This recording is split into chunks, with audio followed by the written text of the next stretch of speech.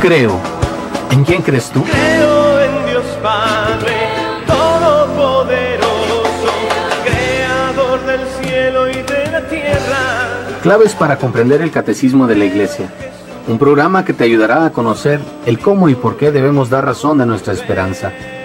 Acompáñanos en este programa con el Padre Juan Carlos Delgado e invitados. Creo en Jesucristo, su único Hijo, nuestro Señor. Buenas tardes, buenas noches. Me da mucho gusto saludarlos nuevamente, como cada semana, en este su programa Claves para comprender el Catecismo de la Iglesia Católica. Bienvenidos, gracias por sintonizarnos, como cada semana, aquí en Radio Koinonía. Este domingo me da mucho gusto saludar a nuestro anfitrión, porque realmente él nos recibe aquí en su casa. Javier, buenas tardes, buenas noches. Buenas noches, Padre. No, pues con un gusto estar aquí y poderlo acompañar. Con todo gusto. Bien, vamos hoy a introducirnos un poco en una temática por demás interesante y que creo que a todos los cristianos y a todos los católicos nos inquieta y siempre siempre suscita en nuestra cabeza, en nuestro corazón, en nuestras expectativas, preguntas que luego no es fácil encontrarles respuesta directa, precisa en la Sagrada Escritura, y por eso a veces con frecuencia pueden crear cierta confusión entre nosotros los cristianos, entre nosotros los creyentes. Para tratar los temas próximos, el de esta semana y el de 3 semanas subsiguientes, que será el tema del qué podemos saber del cielo, el purgatorio, qué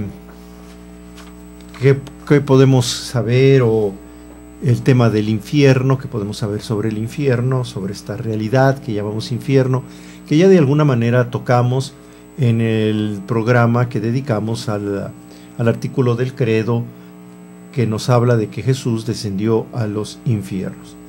Y desde luego el tema que apasiona, que es el tema del juicio final, que siempre pues en algunos corazones suscita temor, y que en alguna época pues fue un motivo que ayudó a muchos cristianos a sostenerse en la fe, a mantenerse en la fe, a vivir con una cierta expectativa y, por qué no decirlo, incluso con temor ante el juicio final.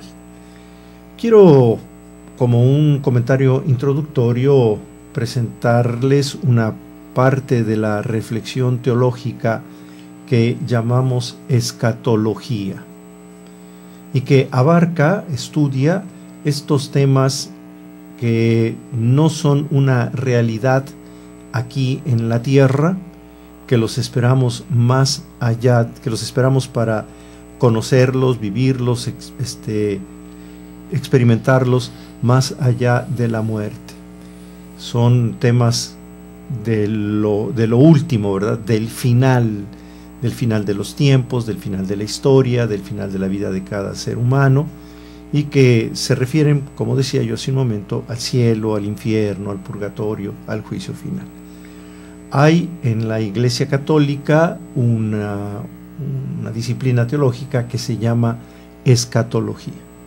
Así como hay una disciplina teológica en la teología católica que se llama cristología, que busca estudiar, comprender, vivir, profundizar en el tema de Cristo, como hay una disciplina teológica que busca comprender, conocer mejor el tema de la Iglesia y que se llama eclesiología, así como hay una disciplina teológica que estudia y reflexiona sobre todo lo referente con la Virgen María, la Madre de Jesús, y llamamos Mariología.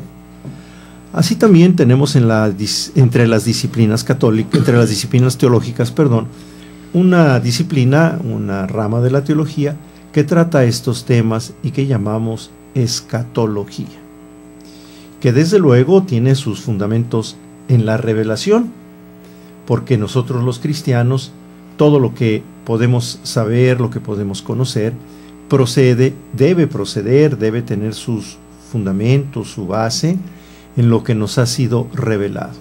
Es decir, en aquello que Dios ha querido darnos a conocer para nuestra salvación. En aquello que Jesús nos ha comunicado con sus palabras, con sus gestos, con su vida, con su pasión, muerte y resurrección.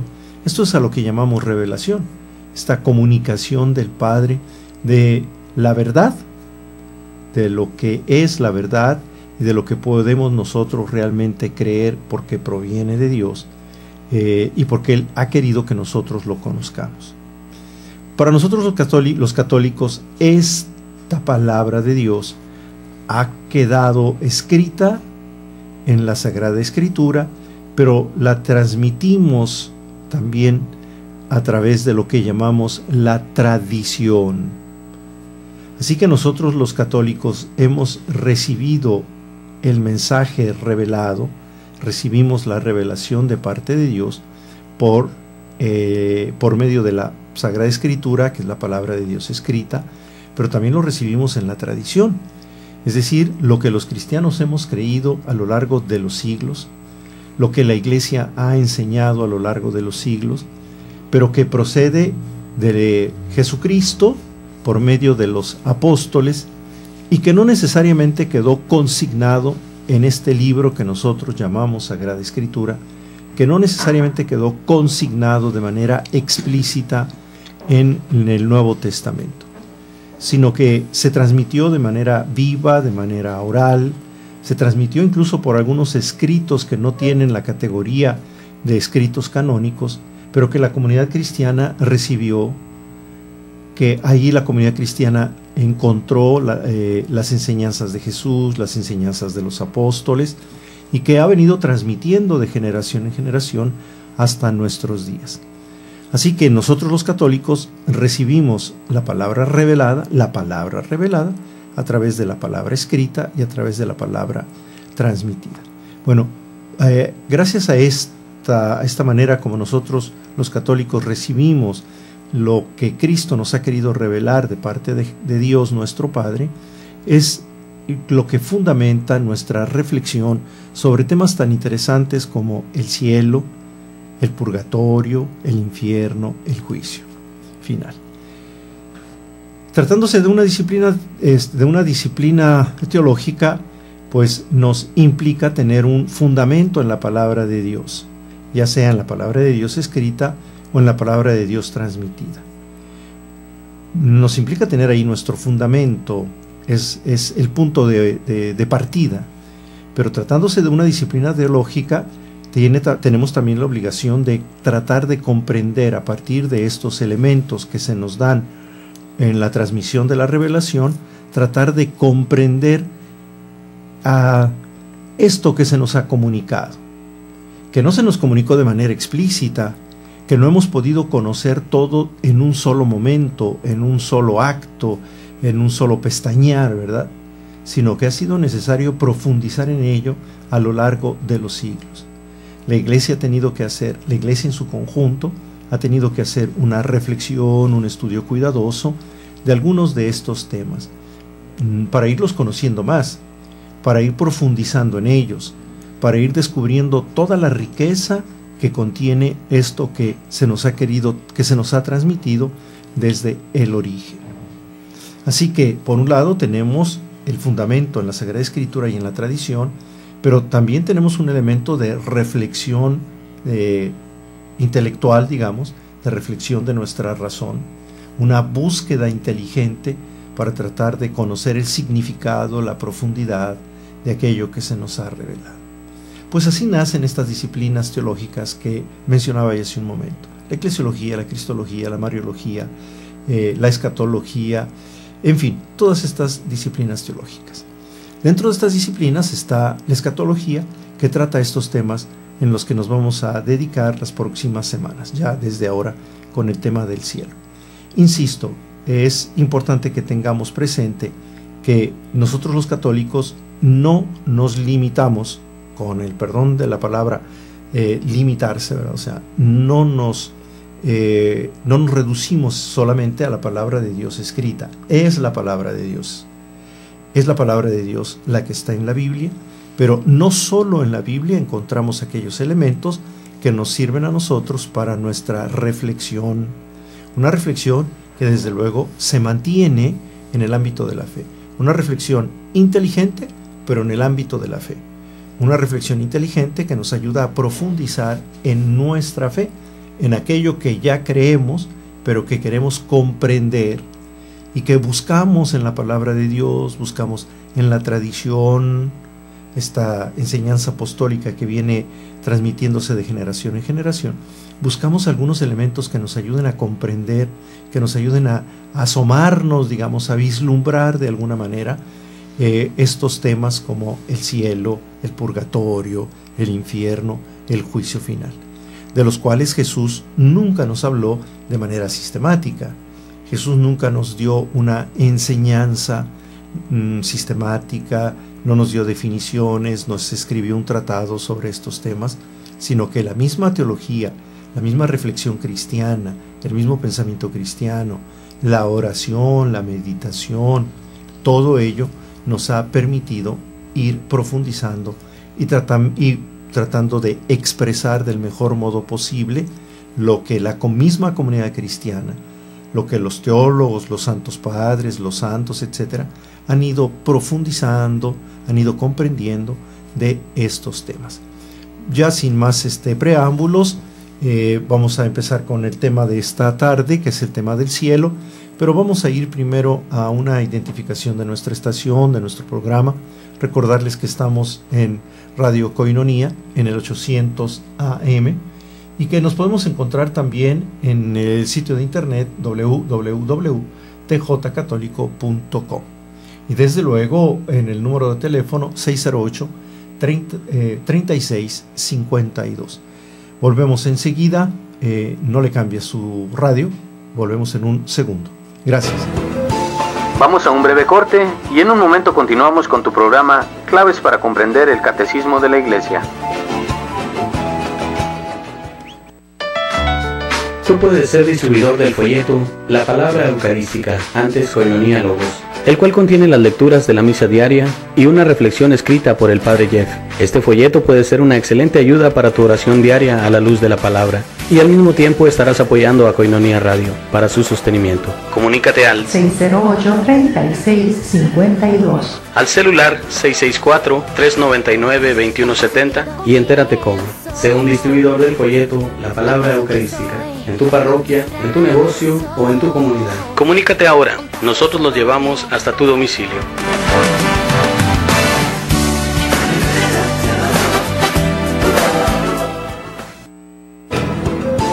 Ya estamos de regreso.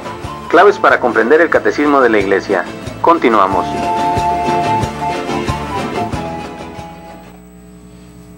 Bien, yo creo que no podemos empezar esta reflexión, este tema de la escatología, si no es, pues, por el cielo, ¿verdad? Esto que nosotros los cristianos llamamos cielo, y del que nosotros hemos buscado, los cristianos, a lo largo de los siglos, tratar de expresar qué es lo que queremos decir cuando hablamos del cielo. Nosotros los cristianos tenemos nuestras raíces en la tradición judía, en la religión judía. Así que en cualquier reflexión cristiana de nuestra fe no podemos prescindir del antecedente judío, porque sin el contexto judío, sin el conocimiento de la mentalidad judía, cuando menos de la época de Jesús, no podríamos entender muchos de los escritos del Nuevo Testamento. No podríamos entender tampoco la fe de los primeros cristianos, porque muchos de ellos provenían del judaísmo. Ya con el correr de los siglos de los años, también de los siglos, pero de los años, se irán incorporando hombres y mujeres que no eran judíos, que no pertenecieron a la religión judía, pero que provenían de otras religiones. Pero en el origen están nuestros hermanos judíos que se convirtieron a la fe en Jesús y que aportaron pues todo lo que ellos tenían ya en su experiencia religiosa. Así que para tratar de entender esto que la Biblia, que la tradición en sus orígenes nos presenta como el cielo, vamos tratando de conocer un poco cómo era esa mentalidad judía en torno a lo que llamamos el cielo. No sé si nos quieras compartir un poquito de qué entendían los judíos o cómo se presentaban los judíos un poco este tema del cielo, qué significaba para ellos, por qué.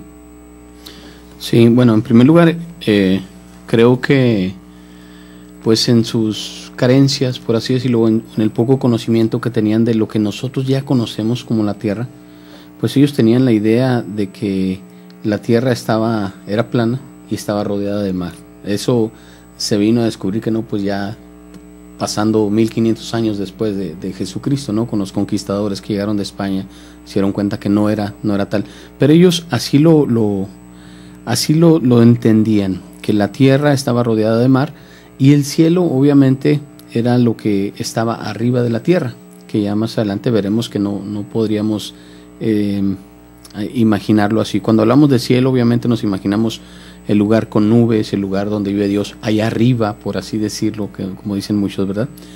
Y abajo de la tierra se encontraba el Seol, que era para ellos el mundo, otro mundo, donde los muertos se encontraban como una especie de existencia terrena. Y cabe destacar aquí que no había ninguna relación entre uno y otro. Estamos hablando de tres espacios, por así decirlo: la tierra, el Seol, o no sé si esté bien aplicar la palabra infierno, el cielo, la tierra y el infierno, ¿no? Y de ahí parte todo.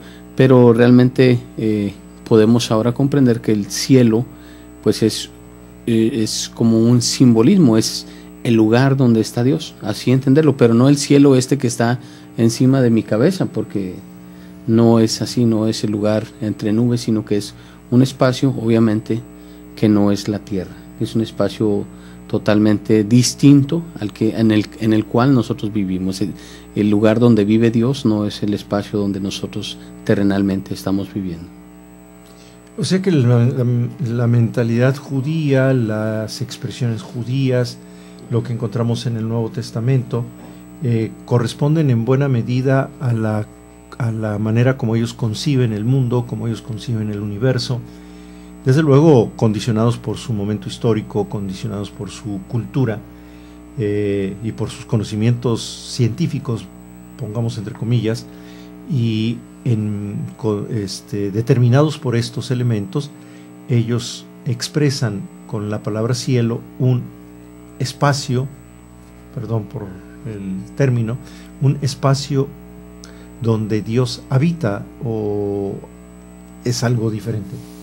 No, sí, para ellos eso era, el cielo era ese lugar, precisamente como usted bien lo dice, donde Dios habita, ¿no? El sitio donde el Altísimo reside. Y por eso, bueno, no sé qué tanta relación tiene con la propia humanidad. Personalmente, y lo he visto, la gente siempre tiende a mirar arriba cuando, por ejemplo, está en una oración. No sé si es que busca ese lugar en lo que es las alturas o algo, pero también la tradición judía era precisamente eso, encontrar a Dios en las alturas, encontrar a Dios en un punto máximo, en la montaña, por ejemplo, en el Horeb, donde va Moisés. ¿Por qué tiene que subir a una montaña? Porque era el punto más alto que había en ese espacio, donde podían entender ellos que encontraban esa cercanía, estaban más cercanos a Dios, entre más arriba estaban, ¿no?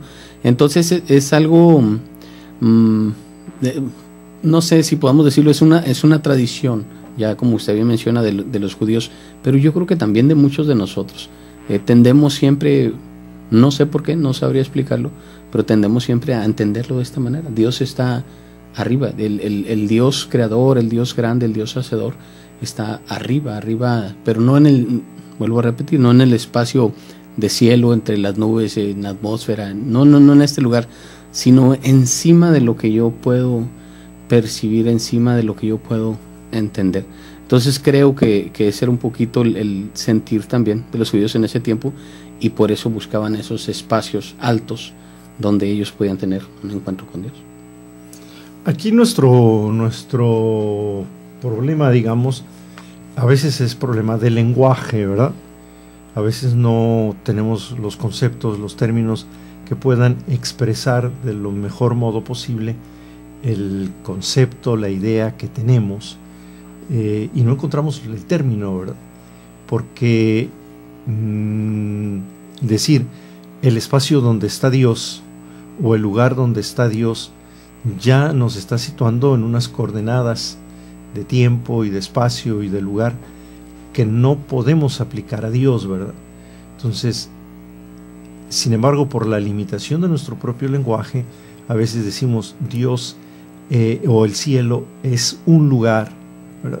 O el cielo está en, como si físicamente pudiera estar ubicado en algún punto de la geografía o en algún punto del universo, cuando creemos o sabemos que esto no puede ser así, ¿verdad? O sea, siendo el cielo una realidad, la palabra realidad, una realidad que escapa a lo geográfico, que escapa a lo espacial, no encontramos otra palabra que no sea el lugar, ¿verdad? Pero sin que queramos decir que el cielo es un lugar, porque luego eso nos condiciona mucho para nuestras expectativas, para nuestra fe, para lo que queremos, lo que anhelamos, que pudiera ubicarse simplemente en un lugar geográfico. Así es. Pero nos cuesta trabajo a veces expresarlo, ¿verdad? Sí, o estaba pensando ahorita que a veces lo relacionamos también no solamente con un espacio, un lugar, tratamos siempre de entender, de comprender ese lugar donde habita Dios y entenderlo como lo conocemos nosotros físicamente, algún espacio hermoso, algún paisaje, algún lugar bonito, pero no es así. Y no solo eso, padre, estaba pensando ahorita que también en las cosas buenas a veces mezclamos la palabra cielo por hacerle una relación a lo bueno, hasta en una relación de cariño, una relación de amor, no sé, mi cielo, o tú eres mi cielo es mi familia, mi cielo es esto que estoy viviendo, cuando es algo bueno, cuando es algo que se puede sentir, ¿no?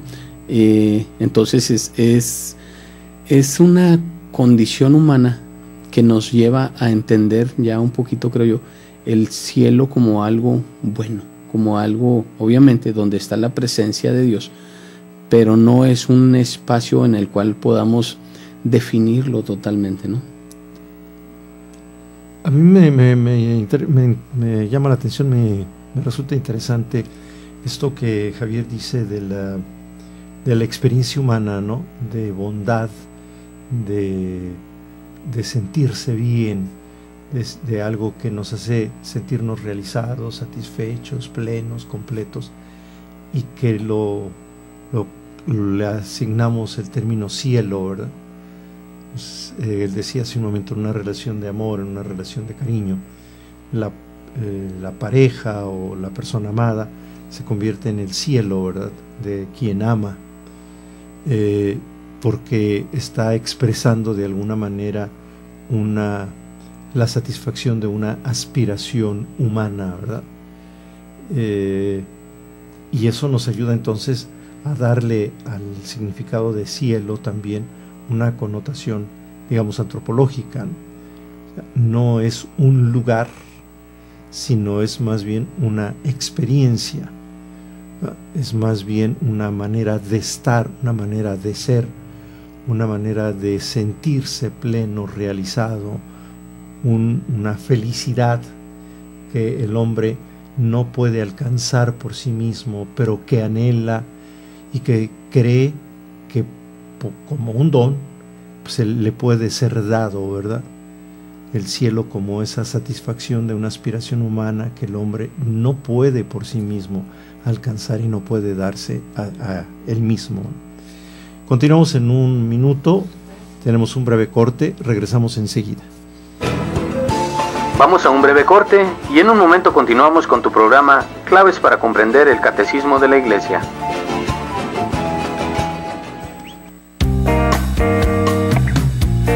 El Señor esté con ustedes. Y bueno, este momento me dirijo a cada uno de ustedes por la gran necesidad para que nos ayudes, para que esta radio salga adelante. Necesitamos de tu ayuda generosa, mi querido hermano. Necesitamos de tu desprendimiento para que esta obra salga adelante. Dice el libro de los Proverbios, en el capítulo 3, del versículo 9 en adelante: honra al Señor con tus riquezas, con las primicias de todas tus ganancias. Tus graneros se colmarán de grano y tus lagares rebosarán de mosto. Palabra de Dios. Dice la Escritura, pues, que nosotros honremos al Señor con nuestras riquezas, que demos de nuestras primicias. Eso es, que no des sobras, que uno se acostumbre a dar a la obra de Dios de lo primero para que Dios bendiga nuestra casa. Eso dice ahí: tus graneros se colmarán de grano y tus lagares rebosarán de mosto. Habrá grandes maravillas, grandes cosas que Dios va a derramar a tu casa. Cuando uno es generoso, esta es una ley bíblica, se llama de la siembra y la cosecha. Cuando uno da de las primicias, cuando uno siembra a la obra de Dios, Dios se encarga de bendecir tu casa. Es como una aseguranza, mi querido hermano.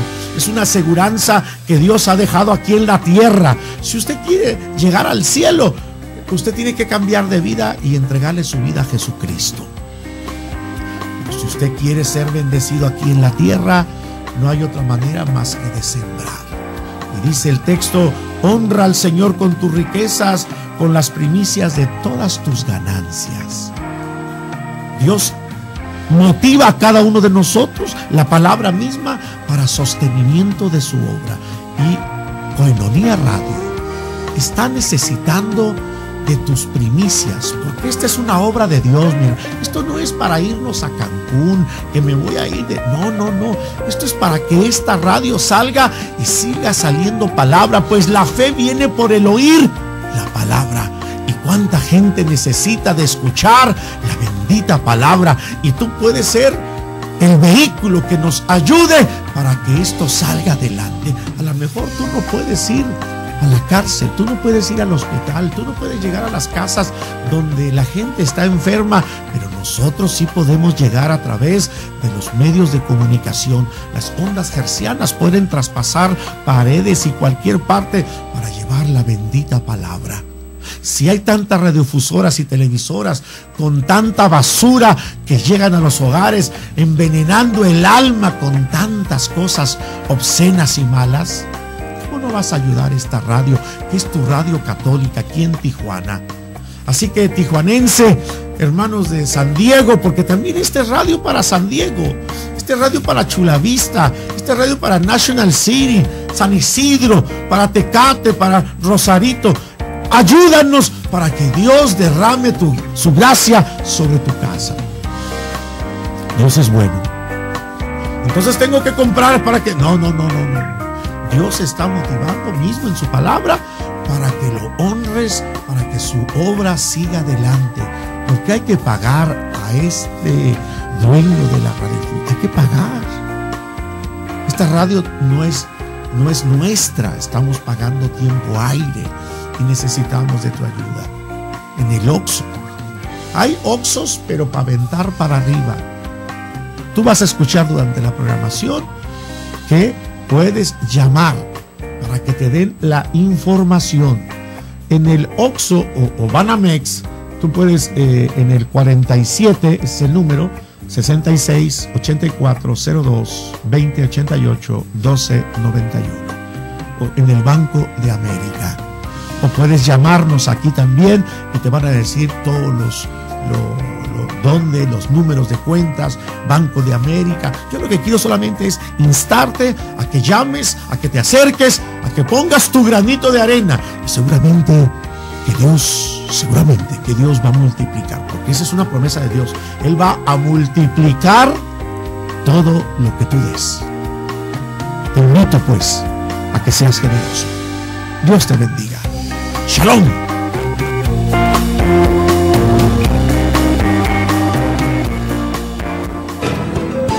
Ya estamos de regreso. Claves para comprender el catecismo de la Iglesia. Continuamos. Continuamos pues con este tema del cielo. Hemos tratado de acercarnos un poco al trasfondo judío de la fe cristiana, de la manera de expresarnos los cristianos, porque mucho lo hemos tomado de la tradición judía. Nuestra fe, nuestro lenguaje, nuestras expresiones religiosas, etcétera, tienen siempre algún antecedente judío.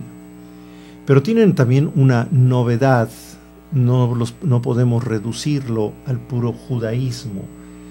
La experiencia religiosa judía, los conceptos, las ideas judías, no explican del todo la novedad del cristianismo, no explican el cristianismo. Sin lugar a dudas que el cristianismo implica una novedad, y esta novedad es la persona de Jesucristo. La persona de Jesucristo. No podemos entender al cristianismo simplemente como un desarrollo del judaísmo. No podemos entender al cristianismo simplemente como un salto del judaísmo a una religión nueva. Lo único que puede explicar el cristianismo es la persona misma de Jesús. Entonces, la manera como los cristianos entendemos o pretendemos entender estas realidades últimas que yo mencionaba en el primer bloque, tienen siempre como referencia necesaria a Jesús de Nazaret. Es gracias a Jesús de Nazaret, y de manera particular, como yo he insistido mucho en nuestros programas, es gracias al evento de la resurrección que nosotros tenemos acceso a vislumbrar estas realidades más allá de la tradición o del antecedente judío. La persona de Jesús, la palabra de Jesús, la resurrección de Jesús ilumina esto que, si bien ya estaba en el ambiente religioso gracias al judaísmo, lo ilumina con una luz nueva y nos permite a los cristianos pues acercarnos más, ¿verdad? Comprenderlo de manera distinta, nos permite acceder a ellos de una manera distinta, desde una luz distinta y con un contenido también distinto, desde luego, ¿verdad? Porque Jesús, con su persona, le da a esta fe judía, a estos elementos de la fe judía, un contenido diferente. Digamos, los lleva a plenitud, y a nosotros los cristianos nos ayuda a acercarnos a ellos. No sé qué significa en este intento de acercarnos a esta realidad que llamamos cielo, qué es lo que Jesús nos aporta con su persona y con su palabra. Estaba ahorita pensando en un libro, creo que ya había hecho algún comentario con usted para este libro, de un sacerdote del Opus Dei, pero se me acaba de ir el nombre, Salvador Canals. Escribió un libro que se llama Ascética Meditada, y el subtítulo del libro dice: Dios se hace hombre para que el hombre se haga Dios. Y es un término medio complicado porque puede confundir, pero creo que por ahí va esta parte de este Jesús Redentor que viene y que nos acerca, o que nos da la línea para nosotros poder llegar al Padre. Pues antes de Jesús no había esperanza, por así decirlo. Viene Jesucristo y Él es el que abre este camino, es el que abre esta brecha entre la tierra y el cielo. Ya se puede ver en la palabra de Dios el momento de la transfiguración, algo fuera de lo común, algo fuera de lo ordinario, algo que solamente puede venir de algo sobrenatural, de algo extraordinario, del Dios mismo, ¿no? Este momento de transfiguración donde está no solamente Él, sino que está Moisés y Elías y están sus discípulos viendo ahí, que lleva me imagino, muy poco me puedo imaginar lo que pudieron sentir los discípulos, pues que los lleva al grado de decir: vamos a ser preciosas, porque estaban sintiendo, supongo yo, algo pues que ni me puedo imaginar, pero creo que era algo sorprendente, bueno y maravilloso, hablando de lo bueno que veíamos hace rato, ¿no? Entonces, creo que por ahí va la línea de esta cercanía que nos da Jesús con el Padre, y no solamente en lo que Él es como Dios, parte de la Santísima Trinidad, sino también como hombre, nos invita a hacer lo correcto, a hacer lo que está bien, y esto nos va a llevar a tener esa felicidad o una conciencia tranquila, ¿no? Hablando otra vez del sentimiento, que no me quiero ir por la línea del sentimentalismo tampoco, pero sí del sentirte realizado, del sentirte pleno. ¿Por qué? Porque estás haciendo lo que tienes que hacer, y creo que esto es lo que nos enseña Jesús también en su ejemplo de vida, obviamente, que dice la palabra que en todo era igual a los hombres, menos en el pecado. Pues por eso precisamente Él nos puede marcar el camino, ya no solamente en que Él asciende al cielo, en que Él va con el Padre, sino también en lo humanamente vivido en su tiempo. Nos muestra cómo nosotros podemos de cierta manera tener ese encuentro o iniciar ese camino de cercanía, o ese camino que debe de tener una llegada, obviamente, al lugar donde está Dios, ¿no? En plenitud. Muy bien, como percibimos en lo que Javier nos ha tratado de compartir, la dificultad del lenguaje, ¿verdad? Ese lugar donde está Dios, terminó diciendo. O sea, sí. Volvemos al tema, ¿no? El cielo. Tenemos esta dificultad, ¿no? La iglesia, los teólogos, el magisterio, los santos, la experiencia de los santos, pues también va ayudándonos a nosotros, la comunidad cristiana, a tratar de encontrar nuevas expresiones, a tratar de encontrar nuevos modos de expresar esto que nosotros creemos sobre el cielo con otra terminología, ¿no? Sí, evitando cosificar, evitando ubicar en algún lugar dentro del espacio o un lugar fuera del espacio del universo esto que llamamos cielo. Y en un esfuerzo, yo diría, de los cristianos por personalizar esto que nosotros llamamos cielo, de hacer más experiencial, de hacer más vivo esta expresión del cielo, a veces pudiéramos hablar de vida eterna, ¿verdad? De vida de Dios. No sé si ello pudiera ayudarnos un poco, ¿no? O sea, ir al cielo, en donde me da la impresión de que voy hacia un lugar, ir al cielo. No sé si pudiéramos de alguna manera utilizar otro tipo de expresiones. ¿Cómo podría ser? Disfrutar de la vida de Dios. Ir al cielo, o acceder al cielo, o entrar al cielo, pudiéramos expresarlo en la línea de la vida, ¿verdad? En la vida de la plenitud de la vida, en la línea de la satisfacción, en la línea de la plenitud del ser humano, ¿verdad? Alcanzar la vida plena, compartir la vida de Dios. Eso podría, no sé, quizás eso pudiera significar lo mismo que la palabra cielo, ¿verdad? En nuestra fe cristiana. Nosotros los cristianos estamos acostumbrados a decir ir al cielo. El que se muere se va al cielo si se porta bien. No sé si con otra terminología que pudiera ser, el que se muere si se porta bien va a compartir la vida de Dios. El que sigue a Jesús, cree en Jesús, ya aquí en la tierra vive en el cielo, tiene desde aquí el cielo, porque comparte el Espíritu de Jesús, el Espíritu de Dios, la vida de Jesús, la vida que Dios nos da, la vida del amor, y que a esta experiencia del ser humano pudiéramos llamarle también el cielo, ¿verdad? Para que entonces el cielo fuera más una experiencia de vida, una realización de vida, que un mero lugar. No sé si un cambio de lenguaje nos pudiera ayudar, Javier, a expresar un poco más, un poco mejor, digamos, sin caer en los espacios y en los lugares, esto que los cristianos creemos y que llamamos cielo.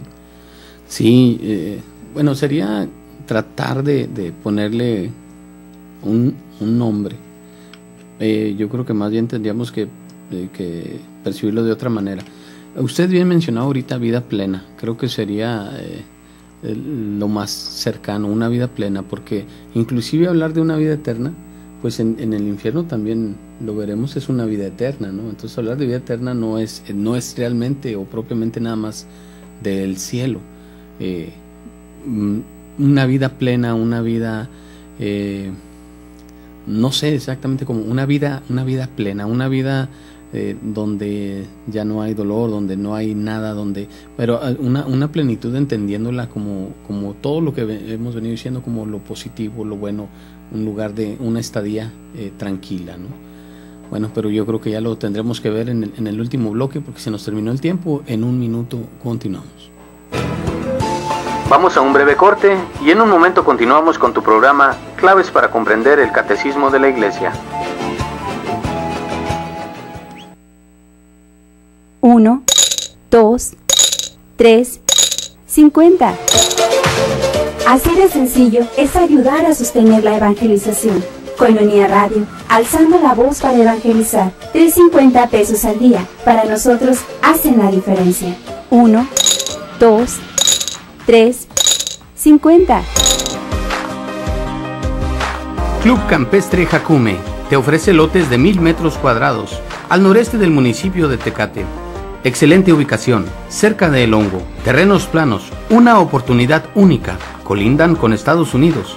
Acceso pavimentado a 11 kilómetros de la carretera Tecate-Mexicali. Cómodos planes de pago.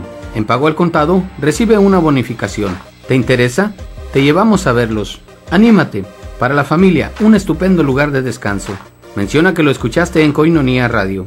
Informes al teléfono 664-155-8918 con Juan Melendres. Club Campestre Jacume.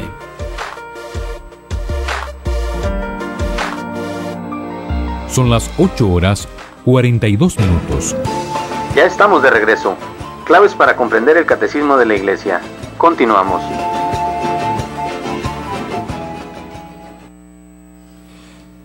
Estamos de regreso y miren, aquí realmente esta tarde y esta conversación nos ha ido llevando en la búsqueda de precisar nuestro lenguaje.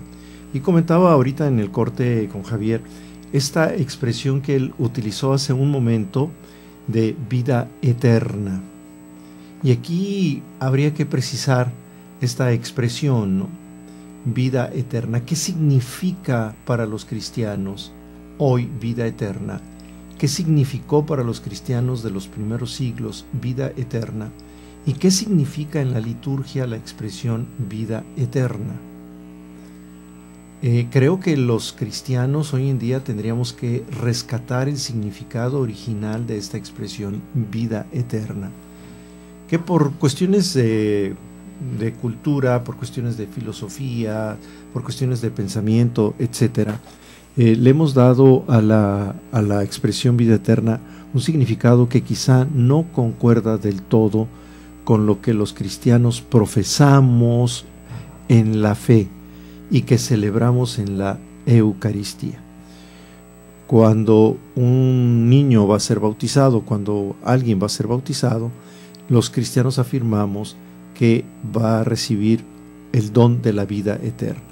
Dios comunica en el bautismo el don de la vida eterna. ¿Ahí qué queremos decir?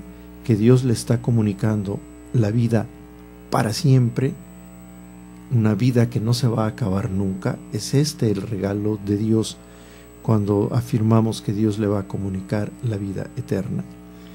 En la liturgia muchas veces utilizamos la expresión vida eterna. Decimos, por ejemplo, que la Eucaristía, el que se alimenta del cuerpo de Cristo, tendrá vida eterna. Significa simplemente que comulgar, alimentarnos de la carne de Cristo y de su sangre, lo que nos va a dar como don es el que no vamos a morir, espiritualmente hablando, teológicamente hablando, desde la dimensión de la fe. Cuando hablamos de la vida eterna que Dios nos da, que vamos a compartir con Dios, que aspiramos a compartir la vida eterna, vivir la vida eterna, simplemente los cristianos estamos diciendo que esperamos no morirnos nunca. ¿Será realmente este el significado, lo que queremos decir los cristianos cuando hablamos de la vida eterna, Javier? Probablemente sí, porque hablar de la vida terrena, la vida que se acaba, una vida finita, es hablar a veces de la enfermedad y obviamente de la muerte, ¿no? De un fin. O sea, vivo, pero lo más interesante es que pues todos los vivos lo más seguro que tenemos es la muerte, ¿no? Entonces yo creo que ya de ahí parte esta cuestión. La vida terrena tiene un fin, pero tenemos una esperanza en otra vida obviamente eterna, en otra vida que no termina, en otra vida que podemos vivirla ya plenamente. Ahorita mencionaba usted pues esto de el cielo en la tierra y todas estas esperanzas que tenemos ya desde nuestro bautismo, ¿no? De que se nos regala esta vida eterna. Pero aquí no sé si sea bueno ya para terminar, me voy a aventurar, pues aquí ya tiene que ver esta respuesta que nosotros le damos a estas bondades que se nos regalan, a estos dones de Dios, a estos carismas y todo lo demás que tenemos cada uno de nosotros. A fin de cuentas, pues el llegar a la vida plena, a la vida eterna, al cielo o allá, dependerá mucho de nuestra respuesta, ¿no? Dependerá mucho de lo que nosotros hagamos. Vamos a tener ese reencuentro con Dios dependiendo ya ahora sí que de la vida misma, de la vida terrena, para poder llegar a una vida en plenitud, que es la esperanza de todos. Todos queremos llegar a ese lugar que nos han enseñado y que podemos entenderlo como un lugar hermoso, maravilloso, ya lo decía hace un momento, como un lugar donde ya no va a haber ni la muerte, ni las enfermedades o lo que nos conduce a dejar de vivir en esta vida, pero que es parte de lo que nos toca también. Nos va a tocar vivir esa parte, que bien lo decía usted ahorita, pues son las realidades finales, también nos van a tocar a nosotros. Yo me quedo con esto, pues de este reencuentro, de que sí quiero, de que no conozco ese lugar, de que me lo imagino como lo mejor, pero para poder llegar ahí creo que hace falta por ahí un poquito de esfuerzo ya de mi parte. Bien, ordinariamente lo que como Javier nos ha compartido esta idea, es lo que ordinariamente los cristianos tenemos en la mente cuando hablamos de vida eterna. Pero también tenemos que tener en cuenta otra acepción, otra manera de entender esta expresión de la vida eterna. Cuando hablamos, decía yo hace un momento, de que Dios lo que nos comparte en el bautismo es la vida eterna, el don que se nos comparte de parte de Dios, que es la vida eterna, no es simplemente una vida que no se va a acabar, sino es la vida de aquel que es eterno. Dios nos comparte su vida. ¿Qué será entonces la vida eterna? La vida eterna es la vida de aquel que es eterno.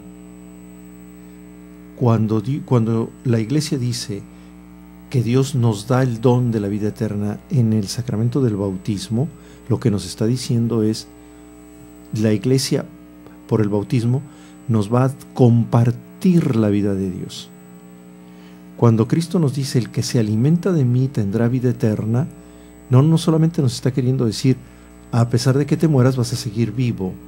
Lo que Cristo me está queriendo también decir es: el que se alimenta de mí, yo le voy a compartir mi vida, que es la vida del eterno, que es la vida de Dios. Creo que los cristianos, en el origen, los primeros cristianos, cuando hablan de vida eterna, no hablan desde una perspectiva temporal, cronológica, hablan desde una perspectiva de compartir la vida de alguien que es eterno. El que come mi carne y bebe mi sangre tendrá vida eterna. ¿Qué significa? Que tiene ya en él la vida de Dios, que comparte la vida de Dios. No solamente que va a sobrevivir a la muerte física y que no morirá nunca más, sino que desde aquí comparte ya la vida de Dios. Esa vida de Dios, los cristianos la hemos llamado vida eterna, y tiene su sentido, porque es la vida de aquel que es eterno, y el único que es eterno es Dios, que no tiene ni principio y que no tiene fin. ¿Quién es el eterno? Dios. La vida de Dios, ¿cómo es? Es la vida del eterno, la vida que vive el eterno. Y lo que Él va a compartir conmigo en el bautismo es su vida. Lo que Él va a compartir conmigo cuando yo me alimento del cuerpo de Cristo, ¿qué es? Su vida. Me da su vida. Me comparte su vida. Vivo yo desde aquí la vida eterna, porque vivo la vida de Dios. Entonces, esto nos ayuda un poquito a no centrar en un lugar la vida eterna. ¿Qué podríamos decir que es el cielo? El cielo es compartir la vida de Dios, y que podemos empezar a disfrutarlo ya desde aquí. La liturgia no deja de insistir en muchas de sus oraciones que con el sacramento de la Eucaristía, que el sacramento de la Eucaristía ya es una prenda de vida eterna. Es decir, es un compartir ya desde aquí. Es algo que se nos da como garantía que compartimos la vida de Dios. Creo que esta manera de hablar pudiera ayudarnos un poquito a salirnos del esquema del espacio, del tiempo, del lugar a donde vamos a ir. Cielo, creo que desde esta perspectiva ya no sería voy a ir a tal parte a disfrutar de Dios, sino es más bien voy a compartir en plenitud la vida de Dios. No como un lugar a donde yo voy a ir, sino como un don que se me ha dado. Es una idea que encontré yo por ahí en algún libro de un escritor, un teólogo español, Olegario González de Cardenal, que él dice esto, ¿verdad? O sea, es esta aspiración del hombre, es el anhelo del hombre de plenitud y de felicidad, que aunque es del hombre, no puede dársela el hombre a sí mismo, sino es que la recibe como un don. El hombre quiere vivir esta vida en plenitud, pero no la puede alcanzar por sí mismo, si no la recibe como un don de parte de Dios. Javier, muchas gracias por acompañarme esta tarde. Muchas gracias a ustedes por escucharnos. Recuerden, nos encontramos aquí el próximo domingo a las 8 de la noche. Muy buenas noches, Dios los bendiga. Creo en Dios Padre. No te pierdas la próxima semana tu programa Claves para entender el Catecismo de la Iglesia, un programa que te ayudará a conocer el cómo y por qué debemos dar razón de nuestra esperanza. Su único Hijo, nuestro Señor. Misa por la vida.